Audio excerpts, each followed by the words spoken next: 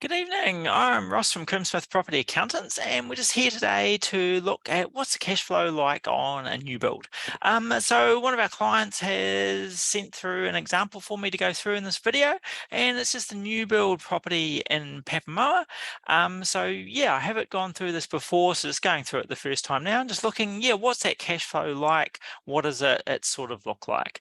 So I'm going to share my screen, and we're going to start going through that. So first thing, got a picture of the property, just a trade me property. Yeah, it's a 3 bedroom, 2 bathroom, 1 garage, standard sort of new build.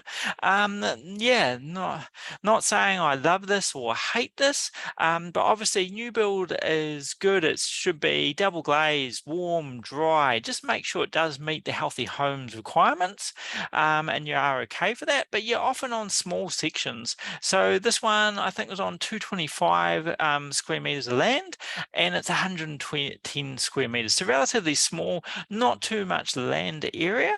You've obviously got some driveways and fences and other sort of chattels, and it's just your pretty much your stock standard new build. So it's available for 749,000. So we'll just use that as our figure. There's normally some cost to buy. So yeah, you're normally going to have some legal fees, maybe a building inspection, other costs that you might go through as part of this, maybe evaluation. So I've got 2,660. I've got that you're going to get some sort of mortgage contribution, and perhaps you can get higher than what I put there, but just give an example. And yeah, I always work on 100% debt. So I don't put any equity in, I don't put any cash in to start with. And it's just looking at the true numbers. What does this really look like? If you stick in 500,000 cash, obviously the cash flow is going to look a lot better, but it's kind of like sticking a band-aid over the problem, and it doesn't show the true sort of numbers and how it really performs. So start off with 100% debt, and then second, you could look at what does it look like if you put in some cash? What's the return on that investment? Next, we look at number of weeks. We look at, yeah, how many properties available in the area. Generally, new builds are a lot more sought after. You generally get 52 weeks. If it's a real terrible property, terrible area, maybe you only get 48 weeks. 1 bedroom fully furnished would be an example of that. So this is new house, 52 weeks. For this one, I've sort of had a glance at the different properties for rent, what sort of rent we might get. And these sort of properties are going for sort of 700 to 760 for a 3 bedroom, 2 bathroom. I'm just going to go a little bit more conservative. I'm going to go sort of on the lower side, the 725. If I was getting serious on this, first thing I would do is ring a property management, probably 2 or 3, and talk through them. What's the demand for a 3 bedroom, 2 bathroom in Papamoa? What's the realistic rent? What's happening in the area? Is there a huge oversupply, undersupply? Does everyone want 2 bedrooms or 4 bedrooms? Do they want it fully furnished? You just get some great information by actually talking to that person. So don't send them an email, because you can't hear their sort of expressions. And yeah, when you're talking to them, you can sort of hear more that, oh no, there's that terrible area down there. I just really don't like it. Or there's 200 new builds about to be finished right next door to you. So yeah, really important to ring and understand, chat to a property manager rather than just email them. And this is when you're getting serious. Obviously at the moment, I'm obviously just having a bit of a glance. First stat we look at is gross yield. So 52 times 725, 38,000.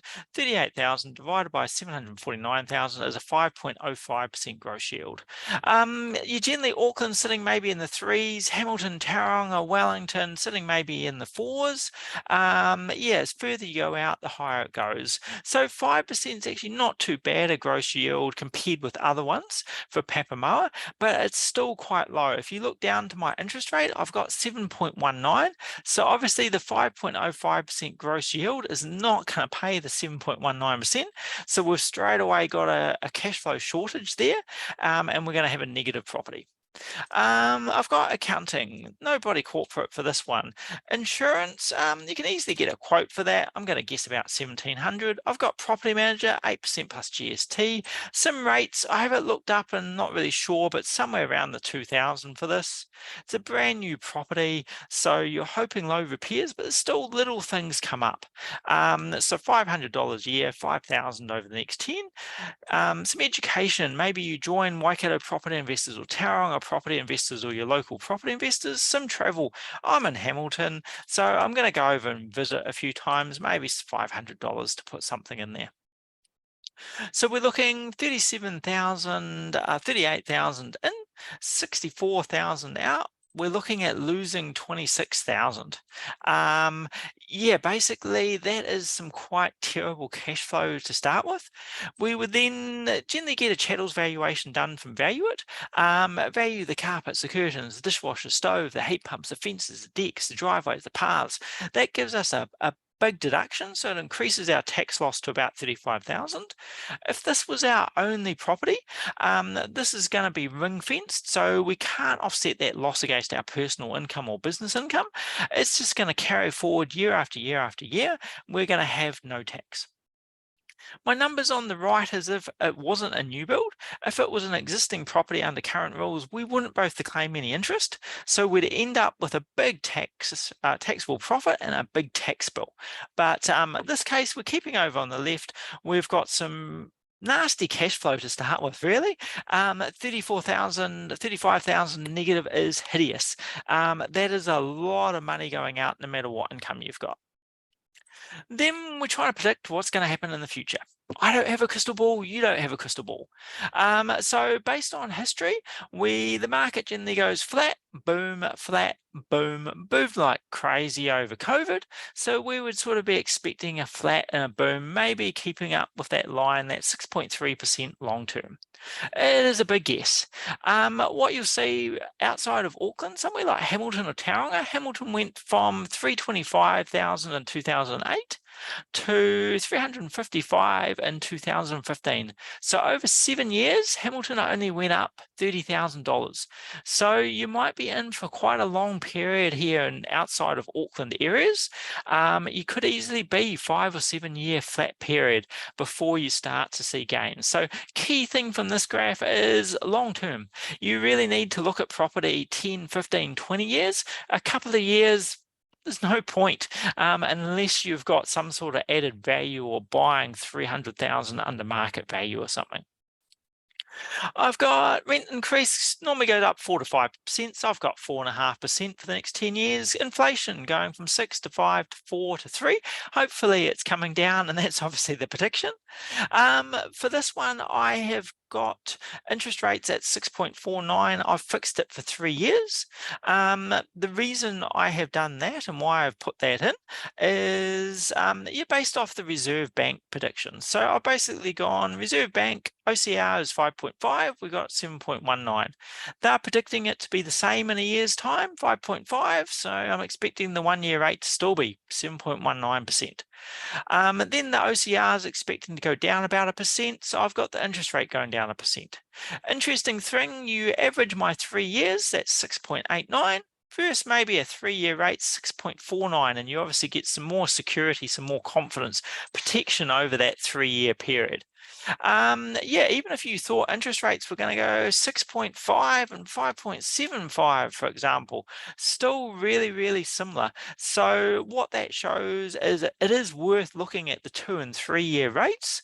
And unless you think interest rates are really going to crash, 1 year rate is probably setting you up for another big year in the second year. That's all off Reserve Bank predictions. No one really gets it right, but they're looking long term. Maybe inflation getting down more like 3%, interest rate getting 4.25, something like that.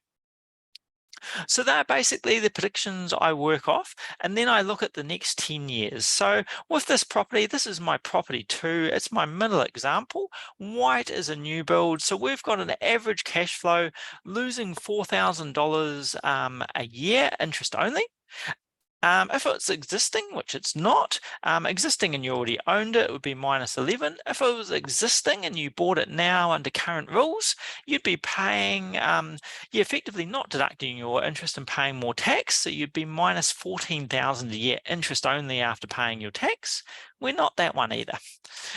So we're a new build. We're looking minus 4,000 a year, interest only cash flow, average over the next 10 years. So we're looking at a $40,000 loss over 10 years. If you have to go principal and interest, and generally banks are forcing that a bit more, and definitely over time, you're minus 15,000, starting to hurt a bit more. So what we've got from this is first year, hideous, minus 35,000. Over 10 years for a new build, not so bad. 4 grand's getting a bit more manageable. It is interest only. And the interesting thing to look at is what's the timing of this? So we're expecting, obviously, over time, the rent to go up. We're expecting our mortgage to stay exactly the same because we're interest only for the moment, and that's not my preference. I'd much prefer if the cash flow's there, slowly pay down the mortgage, reduce your risk, improve your equity, improve your cash flow. But I've done it on 100% just to show it, and that's what a lot of property investors do. I've got interest up high and then coming down based on Reserve Bank predictions. So we're looking at minus 22, minus 21, minus 19. Huge cash flow negative for those first 3 years, then getting more reasonable, minus 5 into positives, maybe up to positive 5, positive 9. So that cash flow is getting a whole lot better. But the big problem is those first 3 years. You're looking at a huge cash shortage, a huge cash flow negative, and obviously a big problem.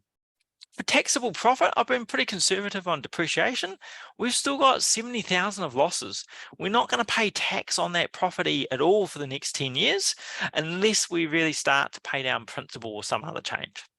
So yeah, we're not expected to pay any tax for 10 years. We're expected to be 62,000 negative cash flow after the 3 years, potentially no capital gain. So yeah, in a really tight position, and that's really the key thing. After that, it stays about the same and then gets better and better. So really, it's the key. This property, the key is, can you get through that next 3 years? Do you want to be putting in 20,000 a year interest only to get through those 3 years? If you decided to do it, could you borrow an extra 60,000 to give you that buffer? Worth sort of thinking through. So with this property, yeah, I'm really nervous about that first 3 years. Even if you've got real good income, even if you've got a debt-free personal home and you've got some surplus cash, do you want to be putting that into that negative cash flow? And the big question is, what happens if interest rates don't go down? Reserve Banks predicting to get inflation under control, get interest rates coming down and the OCR coming down long term, but what happens if it doesn't? What happens if it goes up? So yeah, that's the nervous things about that. So yeah, I would much rather buy something with better cash flow. If you were looking at making an offer, yeah, I'd want a real good discount in it. To me, buyer's market, I would be making a silly cash unconditional offer if you're in that position, and you could do that. Doing all my checks first and doing everything with the lawyer, any due diligence I need to first. Offering cash unconditional, yeah, probably at least 100,000 below to try and improve that cash flow. So if we show you what I'm looking at, so say we dropped that by 100,000. So let's go 649,000. The developer's no longer your friend. They're not talking to you. They're really upset, but maybe they have to take it. It improves that first sort of cash flow a bit, still quite hideous. Improves our cash flow over the first 3 years. We were looking at being 60,000 down. Now it's 42,000 down. It's a bit more manageable, but you still got a big hole there. You still need the good cash flow, the good buffer to get through that. It would get you up to a $957 cash, interest only cash flow for the first 10 years. Or if you're putting in principal, still 8,500 loss. So that sort of shows you you'd need to get a discount at least 100,000 to start those numbers looking a little bit better. So yeah, one option would be big silly offer. Yeah, much lower cash unconditional offer. So you're getting a property a whole lot of discount, lower interest costs, better cash flow. Or maybe something like a home and income, a 3-bedroom and a 2-bedroom might give you better cash flow, or something with added value option. Could you buy an old villa you can chop into turn it into 2 properties so you get your interest deductible ability. Subdivide them to create equity gains. Could you build a duplex on the back so you had 4 income streams? Things like that. Can you add a bedroom? Can you Airbnb it for better cash flow? Is there different sort of things that you could look at? So to me, it would be a straight no. No added value. I'm not really too excited. Could it work? Well, yes, it could for someone with really good cash flow, either some good cash to put in or some really good cash flow so they can keep up with that big negative cash flow over the first 3 years. But yeah, I would still be making a really silly offer and still trying to get a huge discount at the moment. Like the property market's definitely not booming. Yeah, we've got high immigration, which is great. Maybe there's a change of government, but historically we're still in for a flat period for a while. And yeah, what happens if immigration just eases up a little bit? Building consents we did, I think last week, and put some numbers up on our Facebook. Really amazed how high building consents are. So that's a bit of a worry. If we still, like, building consents are not built, but it gives an indication that still must be lots of properties getting built. So that sort of takes away some of that immigration. And yeah, if immigration slows down, are we actually building more than we need? Yeah, to me, just it's a time to be careful, a little bit more cautious. It's not the time to bet the house and hope that it jumps up in a year. So just key thing, take your time, look at that cash flow over the 3 years, and just make sure the property is working for you. Make sure you're happy. That's great. Oh, well, thanks a lot for that. And yeah, if you look on our link tree, I'll chuck the link in at the bottom. Yeah, always have a free chat with me is a great way to start with property investment, and having a proper meeting with me. I go through the numbers realistically. I'll tell you what I honestly think, and I'll be very blunt. Yeah, we don't sell townhouses, so we're not trying to give you biased advice, and just be very careful of what the person is selling you. If they're obviously trying to sell you a brand new townhouse, yeah, their advice might be a little bit biased. Thanks a lot, and hope you enjoy that. Thank you. Bye.